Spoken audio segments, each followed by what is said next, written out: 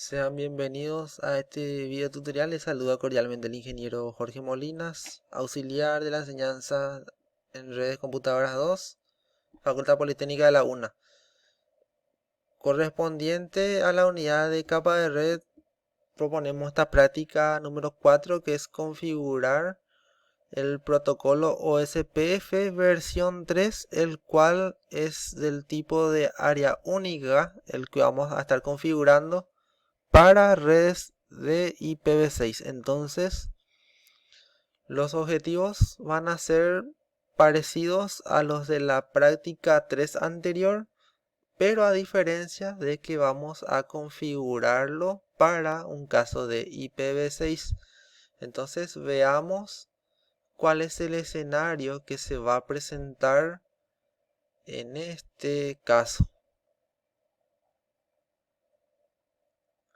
La topología de red a diseñarse y a tener en cuenta para esta experiencia básicamente va a ser el mismo esquema de la práctica 3. Entonces mi recomendación es que usted reutilice el archivo de Packet Tracer utilizado en la práctica 3, es decir, copie ese archivo de la práctica 3 que hizo anteriormente y reutilícelo, pero para esta práctica 4. Entonces, ¿qué es lo que vamos a hacer aquí?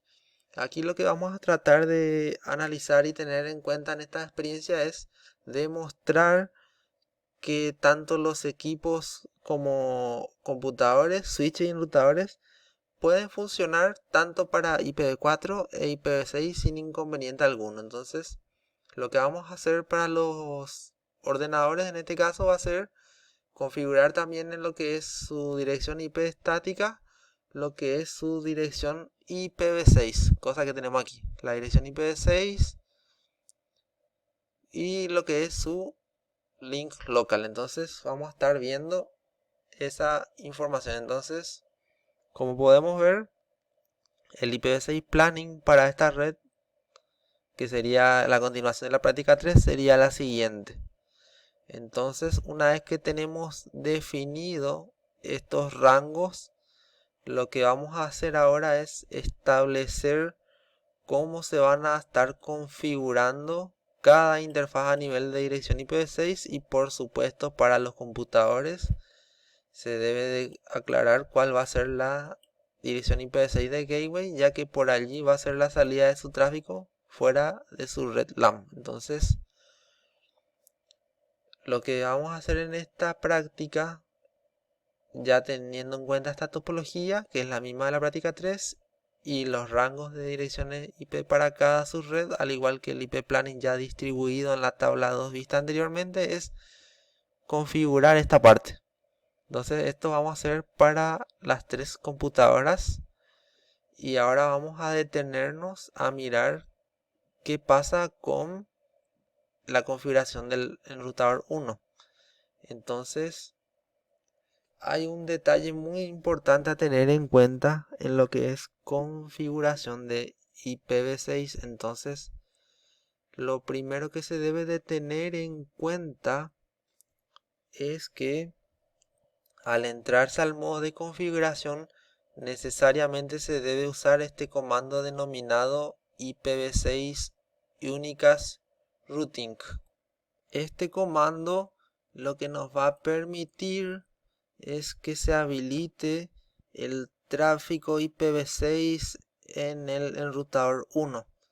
Una cosa a tener en cuenta al principio es que si llega a haber un error en esto, cosa que en esta experiencia no debe de suceder, es que a nivel práctico puede ocurrir que el protocolo IPv6 esté desactivado. Entonces en ese caso se debe usar el comando IPv6 enable. Entonces en ese caso levantaríamos lo que es el protocolo IPv6 para que pueda funcionar y luego el IPv6 Unicast Routing. Suponiendo que aún así no haya esa funcionalidad, entonces ahí ya debe de ingresarse en una parte que es un poco más compleja, que es para ver si la licencia del equipo tiene IPv6. Continuando ahora con la explicación, de la misma manera que la experiencia anterior para OSPF versión 2, pero en este caso OSPF versión 3, es que IP se usa IPv6, router OSPF 10. Entonces, ¿qué es lo que decimos aquí? Que el ID para OSPF versión 3 en este enrutador va a ser 10, un valor que se suele usar generalmente, o por lo menos con fines didácticos en este caso. Entonces, de igual forma que el caso anterior, tenemos esta particularidad de que el enrutador 1 va a tener un identificador para OSPF versión 3 que va a ser este. Para el enrutador 2 va a ser todo 2 y para el 3 todo 3, cosa que vamos a estar verificando. Una vez que se termina de configurar lo que es el OSPF versión 3, entraremos a configurar cada interfaz de forma separada. Entonces, ¿qué es lo que hacemos aquí? En IPv6 address o dirección IPv6 cargamos la dirección IPv6 correspondiente con la barra 64 que nos indicó el problema, o en este caso el dato que nos facilitó la tabla de IP planning. Este comando que dice IPv6 OSPF10 área 0 lo que nos indica es que para OSPF con este ID que habíamos mencionado va a estar esto dentro de su área 0. Es decir, que como esto es una red de área única, entonces vamos a tener, como pueden ver aquí, tres áreas en comunes. Para el caso de multiárea, que es algo más extenso, esto sí ya puede tener sus diferencias, pero para esa parte ya hay otro criterio de cómo se debe de hacer las divisiones de área. En este caso solamente vemos que es de área única, por lo que estos comandos en estos tres casos van a ser equivalentes. Entonces, la única diferencia aquí es cómo se configuran las direcciones IPv6 en cada interfaz. Una vez que esto está listo para las tres interfaces, se guarda esa configuración y se sale de este modo. De forma análoga hacemos lo mismo con el enrutador 2. Vemos que aquí se habilita el tráfico IPv6, se habilita lo que es OSPF versión 3 con ID número 10. Se pone un identificador especial al router que va a ser el todo.2 y luego se hacen las configuraciones de dirección IP en las interfaces y se menciona en su tabla de ruteo cada subárea de red que va a estar implicado.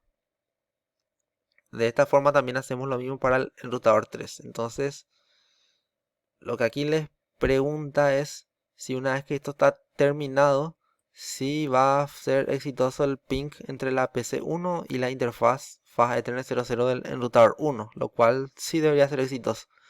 Luego debe de probar el ping de la PC1 a cualquier otro dispositivo o interfaz y ver si hay éxito o no. Seguidamente a eso, lo que debe de analizar es lo siguiente: ¿qué características tiene OSPF3? ¿Por qué esto? Aquí debe analizar la dimensión de la red. Aquí menciona que sucedería si una de las subredes IPv6 estuviera mal configurada en el router. Entonces allí debe analizar si habría problema de conectividad o si no pasaría nada, o qué pasaría ahora con un criterio claro y bien especificado. A fines de pruebas y de reflexionamiento, debe de probar este comando show IPv6 interface brief, que es lo equivalente a show IP interface brief, que es el que se usa para IPv4, cosa que se menciona aquí en la pregunta 2. Esto también ya debe de saber cuál es la funcionalidad del comando bright. Si es que no se usa y se apaga el equipo y se vuelve a prender, entonces ¿qué va a pasar, verdad? Aquí debe mencionar de vuelta por qué cree que no se configuró los switches. ¿Acaso usted cree que eso tiene algo que ver con que las configuraciones hechas son a nivel de capa 3 o por qué? Luego, aquí menciona que si un dispositivo se incorpora en cualquiera de las subredes creadas, si sería exitosa su comunicación y en qué podría fallar, ¿verdad? Entonces, usted puede agarrar y poner una computadora en cualquiera de estas subredes con una dirección IPv6 acorde a la subred en la que está y ver si funciona. Y eso lo debe responder, ¿verdad? Luego, ¿Es segura la red?